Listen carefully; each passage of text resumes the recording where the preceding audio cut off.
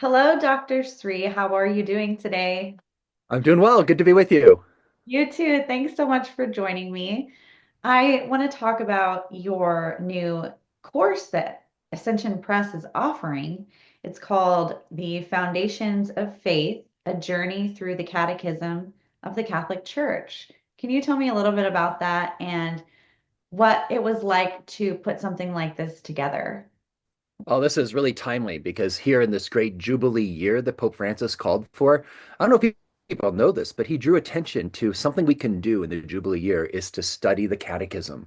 He realizes that many of us didn't grow up with a good formation. We didn't grow up with the catechesis that many generations before us had received. And so we end up, going to college and getting master's degrees maybe, but we still are operating under like a sixth grade level understanding of our faith.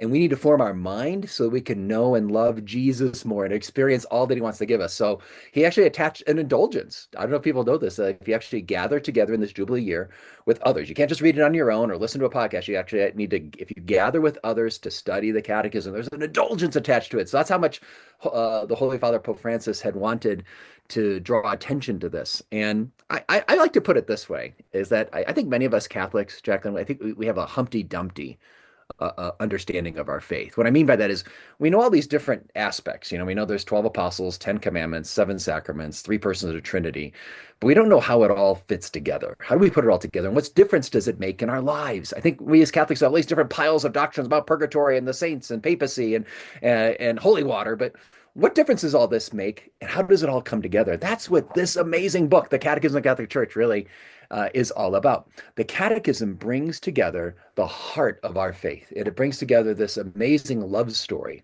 And I like to highlight that. I think that many people don't think of the Catechism as a love story. They think of it as like a reference book, right? Like it's a nice book to keep on your shelf. And when you've got a big question, you pull it out and you can answer your question. But it is telling us an amazing story of God who is love. And he freely chose to bring us into existence out of that love so he can share his love with us. And even though we turned away from his love in our sins and our fears and all, and he nevertheless, he doesn't abandon us. He doesn't reject us. He continues to seek us out. He even became one of us in Jesus, died for us, and he rose from the dead in order to fill us with his love so that we could be changed. We could be healed of all the hurts, the fears, the anxieties, the suffering, our attachments, our addictions, all those things. He wants to heal us. That's how much he loves us so we can live in his love. That's what this story is all about. Most Catholics don't know that. And we were blessed to put together this program that walks through the story of the Catechism, filmed in over 40 locations, four different continents, with amazing presenters like Father Mike Schmitz and Jeff Cavins, Marcellino D'Ambrosio, Jackie Francois. My wife was involved, and many others. So it really was an amazing effort to take people to the sources of our faith, where the Catholic faith was growing, where it blossomed, and how it shaped our faith through the various saints, theologians, church councils. We went to all of those places. It was amazing. Which places did you go to? I mean, just to name a few, and why did you choose those places? Yeah, well, we first of all we went to the Holy Land, of course. That's where it all begins, right? With the land of Jesus. We got to go there and walk in the footsteps of Jesus and Mary and the apostles. Then we went to Rome. You think about like the apostles take the faith, Peter and Paul, all the way to Rome, and we walked in their footsteps, and we see the blossoming of the early martyrs, the early church in Rome.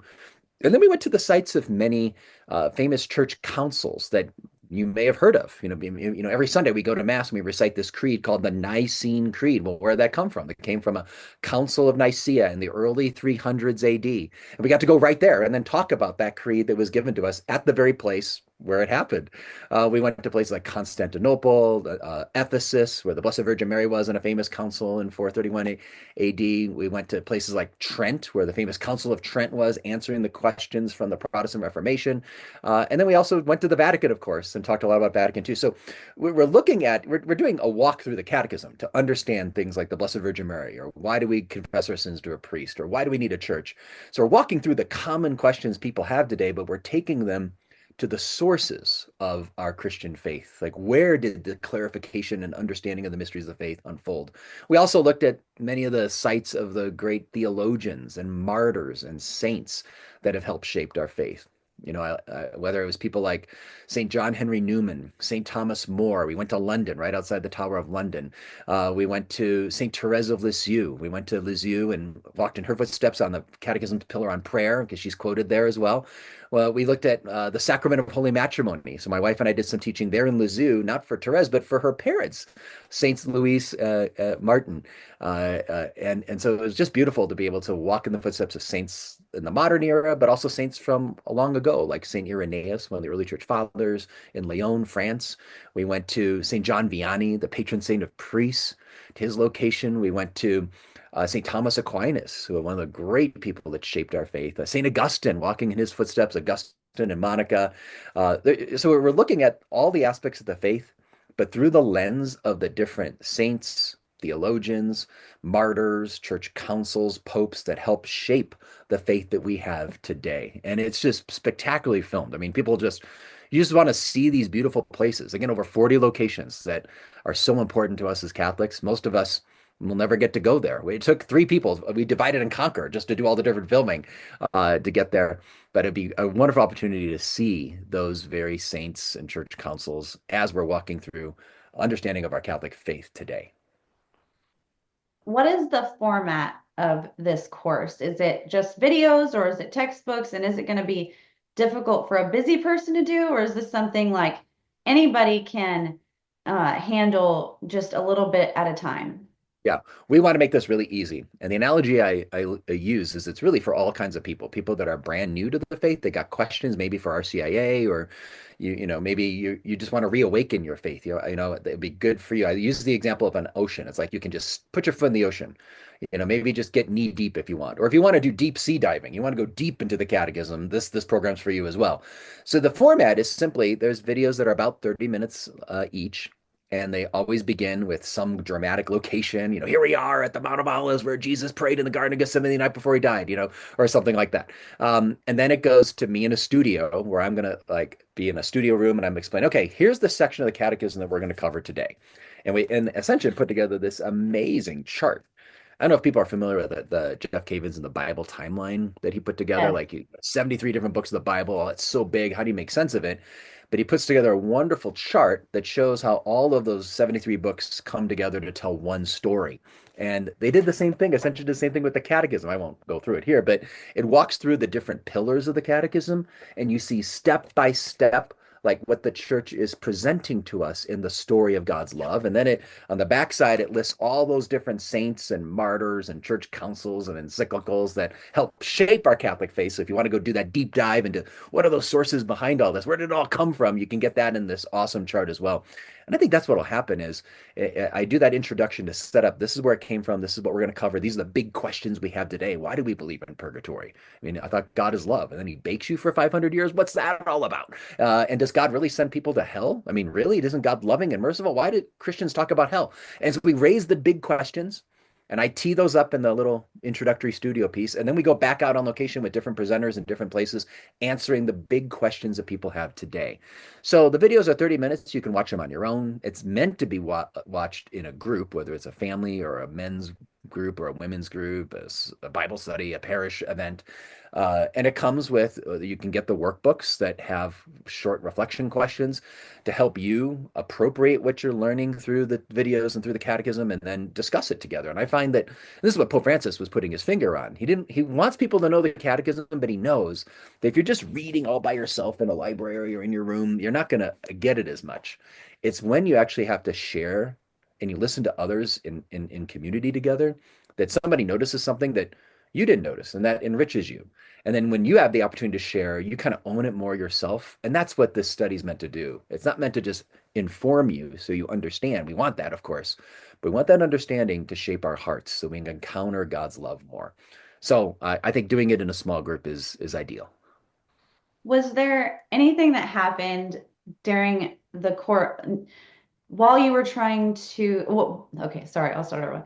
While you were putting this course together, was there anything that happened behind the scenes that God told you that, oh, this is what I want you to do, or anything supernatural even that was a sign that you were supposed to do it? Was there anything behind the scenes that happened?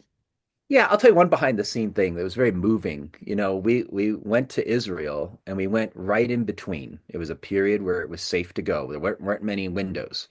And to be able to go there in the midst of knowing this great conflict that could bubble up anytime, it was safe while we were there in that little window. But to know all the suffering that had been around, the suffering that likely was going to continue in a war, it was moving to be there to pray for peace. We're talking about Jesus and the peace he wants in our hearts, uh, and to pray for that. But and particularly moving for me, I lead pilgrimages to Israel all the time. And when you normally go to the places like Gethsemane, trying to pray at the rock where Jesus, sweat the drops of blood, on in his agony in the garden, normally there's like hundreds, if not thousands of pilgrims packed in there, and you're kind of waiting in a long line. You touch the rock, and then you can't really pray there. It's too loud and crazy. I can never pray in this church. But on that day, there was no one there. I remember being in that church all by myself for a half hour before they were setting up the cameras. And I got to just personally be with Jesus in the Garden of Gethsemane and at the rock. Same thing. We went to the whole Church of the Holy Sepulchre. Normally there's a 3 hour line to go up to Calvary, and a 3 hour line to get into the tomb. I walked right up. I remember going into the tomb and actually just praying there for 5 minutes. I just prayed in silence. Normally, like you get like 20 seconds, they're like, no photo and get out, and I'm just like, I got to just pray with Jesus, as we're doing this program about the Paschal mystery, the death and resurrection. I got to really linger and pray. And then I walked out and there was nobody in line. And so it was like, back when I was a kid and I go to my, amusement park and my favorite ride, I can just keep going back over and over again. And that has never happened in my life. So I would say that's one of the most moving parts of putting this together for me was being in Israel and being able to be at these sacred sites in a prayerful way as we were filming this. And I hope that that comes out, because many times when I filmed in Israel, many other programs, and it's loud, it's crazy, and there's people, but it's like quiet and peaceful.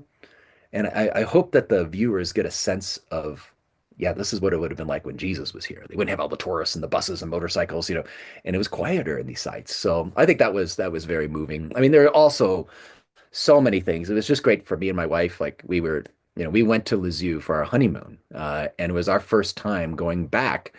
When we had just celebrated or just getting ready to celebrate our 25th wedding anniversary when we went there, and it was great to be with her and to go back to the very places that were dear to us and to pray. We went there um, when the Martins were not even canonized yet, so they were just great holy venerables at the time, I think, and then beatified and then eventually canonized. And we prayed at their tombs. It was great to just go back and Thanksgiving for our marriage and ask for intercession. And so, yeah, I think there are many moving things, but those would probably be the two that stand out the most was being in the Holy Land with Jesus and quiet, and then getting to be with my wife in Lisieux, talking about marriage at the very places where we had prayed for our marriage at the beginning in our honeymoon.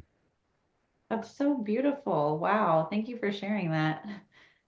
So, how can people access the course and has it already launched or will it be launching soon?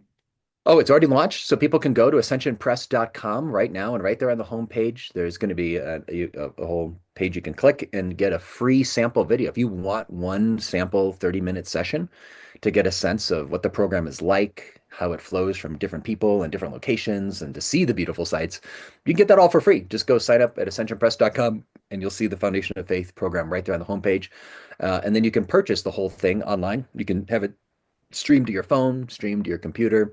You can watch it with your family tonight. It is there's 20 episodes, so 20 sessions, again, filmed all over the world, 40 different locations. We wanted to bring people to the many different sites that have helped shape our Catholic faith. Is there anything else you'd like to add before we go? I think I would say this is it's really important. I think what Pope Francis was doing, putting his finger on, we need to study the catechism. Many of us don't know our faith, how important that is. We're living in a secular environment. We're no longer living in a Christian culture. And so we have so many images, ideas, ideologies that are constantly bombarding us on everything on social media, on our phones, the YouTube shorts we watch, the Netflix series we watch, the education system, the entertainment industry, our corporate world. Everything is shaped by a secular mindset, which means like the gospel, religion isn't the primary thing that is there. And the secular culture has strong opinions about the things that matter most in life, like what is love? What is marriage? What makes us happy? What's a successful human life? What does it mean to be really happy? What is true beauty? What does it mean to be a man? What does it mean to be a woman? The secular world is not neutral on this. They all have very strong opinions. They're some of the strongest evangelists in our culture. And so we can't be naive and just think, oh, I'll just, go to church on Sunday and watch a couple of, Catholic videos and I'll be great. No, we need to intentionally form our mind. This is what St. Paul said to the Christians living in Rome. I mean, imagine you're a Christian in the first century in Rome. You're surrounded by a pagan environment, people that don't share your values about life and marriage and everything, and you're kind of like the odd duck. And Paul wants to build those small Christian communities up in faith as to withstand the pressure of the pagan culture around them. And what does Paul say? What's the number one thing he says to do? He says, if do not be conformed to this world. If you don't want to be conformed to this world, you need to be transformed by the renewal of your mind. In other words, what we put before our mind really matters. It starts to shape our desires, our imagination, what we long for in life. And it's really important we get the right ideas in our heads, or we'll start longing for things that will lead us away from happiness and the union that God wants us to have with Him. And so I think one of the best things we can do as Catholics is to form our minds in this secular age. And one of the best places to go for that is the Catechism of the Catholic Church. Do I really know my faith? I mean, I might know things like about the Eucharist and the Real Presence, and I know about the Blessed Virgin Mary and the papacy, but do I know about Catholic social teaching? Do I know? I know, a little bit about prayer, but I know the depths of the union Jesus wants for me in my prayer life. Do I know that? I may know about, oh yeah, we go to confession as Catholics and that's a good thing, but do I really know Christian anthropology? Do I know what it really means to be human? Do I know how God gave us the power of the intellect, the will, the emotions, the passions, and how they're meant to interact together? And am I consciously asking for healing in my wounded soul from original sin for when my mind doesn't see clearly or my will is weakened or I let my emotions and passions drive and be in the driver's seat and take over? And those parts are in the driver's seat of my life. Do I really know how to like live a fully integrated life? I mean, this is the stuff of the catechism. And you don't often get great little YouTube shorts that can easily unpack that. So this program that goes through 20 sessions of 30 minutes of really great engaging teaching, I think walks through the catechism in a way that hopefully forms our minds so that we can live according to Christ's truth. And I'll quote the great uh, Frank Sheed, who once said, we want to know everything we can about our faith because every time we learn something new about our Catholic faith, it gives us another reason to love Jesus. Isn't that great? I mean, I've been married now 20, going on almost 26 years, and I keep learning new things about my wife, and she's just a remarkable woman. And I mean, I've been married to her. I know her, better than many people, right? And yet I keep discovering new things and she has a new insight or a new interest. And I'm just like, that is so beautiful. And it gives me another reason to love her. And we want to do the same with Jesus, just keep getting to know him. So that's my hope for the study. And thanks for having me. Well, thank you for sharing that. That was so beautiful. I appreciate everything you shared, and I hope people rush to sign up because I think that they'll learn a lot from this.